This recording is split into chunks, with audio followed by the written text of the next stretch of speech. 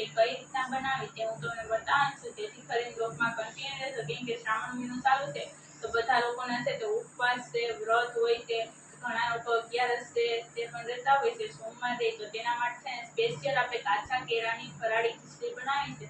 તો તમે ચોક્કસ બનાવજો અને વિડીયોનો અંત સુધી જોતા રહેજો અને કોમેન્ટમાં બતાવજો તમે આ રેસીપી ક્યારે બનાવી છે કે નથી બનાવી તે પણ. નવા હોય તો ચેનલને સબસ્ક્રાઈબ કરી દેજો. આપણે છે તે કાચા કેળાનો છે તે ખીચડી બનાવવાની છે, ફરાળી ખીચડી. તો તે કઈ રીતના બનાવી તે હું તમને બતાવવાની છું, જેથી કરીને બ્લોગમાં કન્ટિન્યુ રહેજો. તો પહેલાં આપણે છે તે કેળાને છે તે સાલ નથી પાડવાની, પરંતુ આપણે છે તે આ રીતના આપણે કાપી નાખવાના છે ઉપરથી અને નીચેથી. અને તેની અંદર વચ્ચે આપણે છે તે આ રીતે શેકો પાડી નાખવાનો છે, કેમ કે આપણે કેળાની આપણે છે તે ખીચડી બનાવીએ છીએ એટલા માટે થઈને. તો તેના માટે થઈને પહેલાં તો આપણે છે તે આ રીતના આપણે શેકો પાડી લીધો છે વચ્ચે.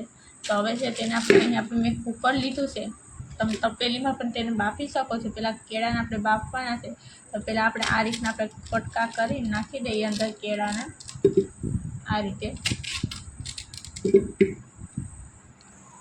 તમે જોઈ શકો છો કે આપણે છે તે આ રીતના આપણે કેળા છે તેને આપણે કટ કરી નાખ્યા છે આ રીતે બધા. તો હવે છે તેની અંદર આપણે છે તે મીઠું નાખી દેવાનું છે. તો મીઠું અહીં આપણે છે તે સાચું નથી નાખવાનું, અડધી ચમચી જેટલું આપણે મીઠું નાખી દઈએ આ રીતે, જેથી કરીને છે આપણે બાફવામાં મીઠું નાખ્યું હશે તો આપણું છે તે એક સરસ મજાનું કેળા કરી દઈશે. તો હવે છે તેની અંદર આપણે પાણી નાખી દઈશું આ રીતે. સાચું પાણી નથી નાખવાનું, એટલું જ પાણી નાખવાનું કે જેટલા આપણા કેળા છે તે ડૂબી જાય એટલું. આ રીતે આખા ન ડૂબવા દેવાના કેળાને, નીચેનો ભાગ ડૂબી જાય એટલા જ આપણે છે તે પાણી નાખવાનું. હવે છે તેને આપણે ઢક્કન પેક કરી હવે આપણે આ રીતના આપણે છે તે ગેસની માથે મૂકી દઈએ અને 3 થી 4 સીટી કરી લઈએ. આપણે છે તે વઘાર કરવા માટે થઈને આપણે કઈ વસ્તુની વધારે જરૂર પડે છે તે હું તમને બતાવું છું. તેના માટે થઈને અહીં આપણે સિંગને પીસી કરી લીધી છે આ રીતે, બહુ નથી પીસવાની, અધકચરી પીસવાની છે તે, અને મરચાં લીધા છે અને ધાણા લીધા છે. આ 3 વસ્તુની વઘાર કરવા માટે જરૂર પડે છે તે આપણે લઈ લીધા છે. હવે આપણે કેળા સડી જાય એટલે તેને આપણે સાલ પાડવાની છે. આગળ કઈ રીતના કરવું તે હું તમને બતાવવાની છું. હવે આપણે 3 થી 4 સીટી થઈ ગઈ છે ને તેને આપણે નીચે ઉતારી લીધું છે. તો હવે આપણે છે તે ઢક્કન ખોલી લઈએ અને જોઈ લઈએ કે કેવા સડી ગયા છે કે નહીં કેળા છે. તો આ રીતે ખોલી નાખીએ. અહીં તમે જોઈ શકો છો આપણે છે તે તેનું ઢક્કન ખોલી નાખ્યું છે અને પાણી પણ જરાય નથી પીવું. કેળા છે તે પરફેક્ટ આપણા છે તે બફાઈ ગયા છે. તો તેને આપણે છે તેને કાઢી લેવાના છે બહાર.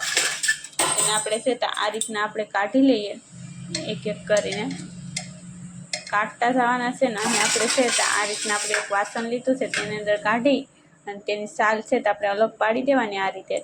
એ તો હજી ગરમ છે એટલા માટે થઈને હું તેને છે આ રીતનો જે સીપીઓ આવે છે તેની મદદથી કરું છું. અને આ રીતના આપણે બધી કેળાને કાઢી લઈએ અને સાલ પાડી નાખીએ. અહીં તમે જોઈ શકો છો કે આપણે છે તે કેળાને આ રીતના છે તે સાલ પાડી નાખી છે.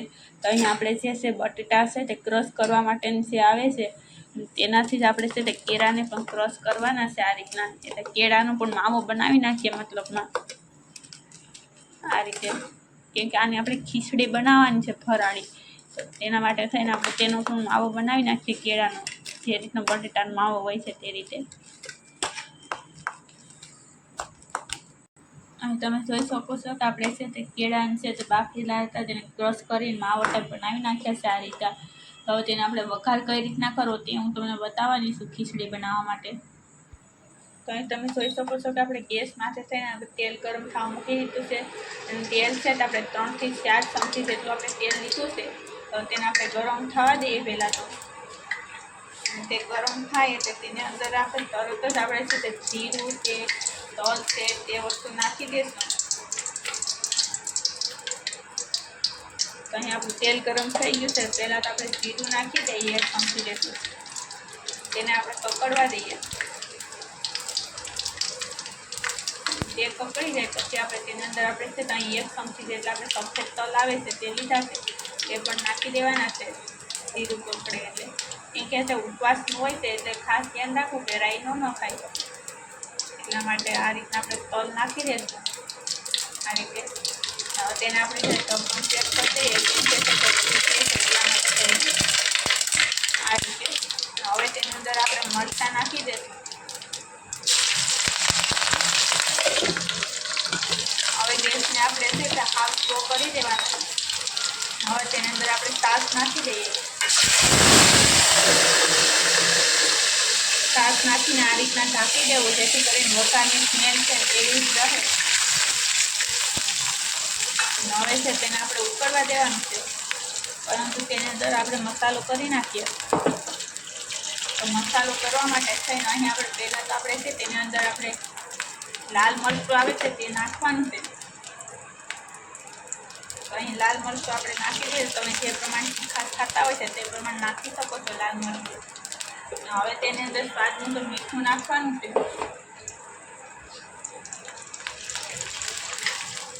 તેની અંદર આપણે મીઠું ઓછું નાખવું પડશે, કેમ કે આપણે કેળા બાફ્યા હતા ત્યારે આપણે મીઠું નાખેલું છે, એટલા માટે અડધી ચમચી જેટલું નાખ્યું છે.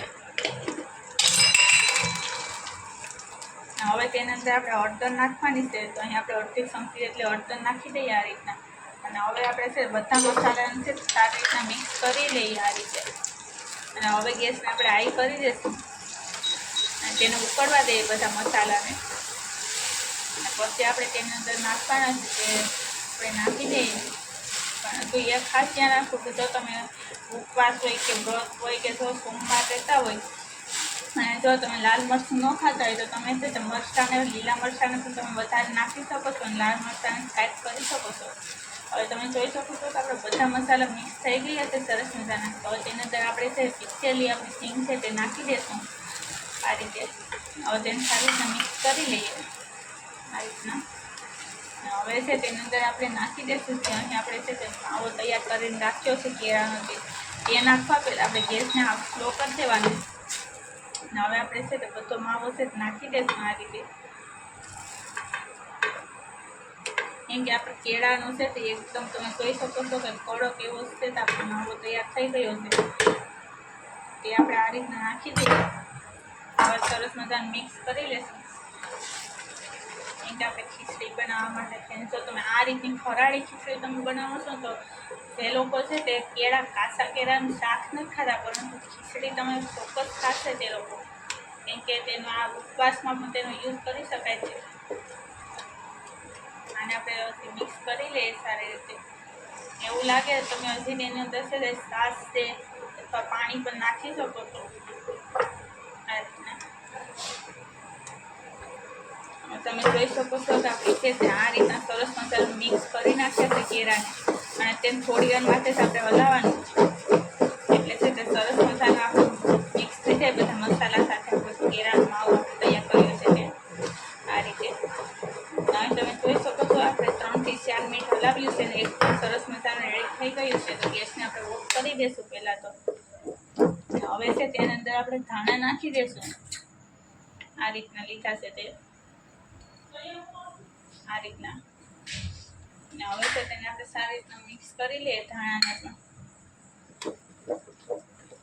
હવે તેને આપણે નીચે ઉતારી લઈશું. અહીં તમે જોઈ શકો છો કે આપણે તેને નીચે ઉતારી લીધું છે. હવે તેને આપણે છે તે એક પ્લેટની અંદર કાઢી લઈએ આ રીતના. કેમ કે તમે હજી પણ તેને તીખું કરી શકો છો, પરંતુ અહીં છે તો અમે છે તો બહુ તીખા નથી ખાતા, એટલા માટે થઈને અહીં છે તો આપણે થોડુંક જ લાલ મરચું નાખ્યું છે. અને આ રીતના તમે જોઈ શકો છો કે આપણે કેળાને છે તે કેવી સરસ મજાની ખીચડી બનાવી છે. કેમ કે જે બટેટાની તો ખીચડી હોય છે તે તો બધાએ બનાવી હશે, ખાતા પણ હશે, પરંતુ કેળાની ખીચડી ક્યારેય નહીં બનાવી હોય. તો તમે ચોક્કસ બનાવજો. અને નવા હોય તો ચેનલને સબસ્ક્રાઈબ પણ કરી દેજો. કેમ કે આ રીતની ખીચડી છે નાના મોટા બધા પણ ખાઈ શકે છે અને બધાની ફેવરિટ બની શકે છે. તો હવે તેની ઉપર ફરી પાછા આપણે છે તે લીલા ધાણા લગાવી દઈએ આ રીતના, કે જેથી કરીને જે લોકો છે તે જોતા જ છે તો બધાને ખાવાનું મન થઈ જાય આ રીતે. અહીં તમે જોઈ શકો છો કેવી સરસ મજાની આપણી છે તે કાચા કેળાની ફરાળી ખીચડી બનીને રેડી થઈ ગઈ છે. તો તમે પણ ચોક્કસ બનાવજો. કેમ કે હવે સોમવારના શ્રાવણ મહિનાનો ઉપવાસ ચાલુ જ હોય છે.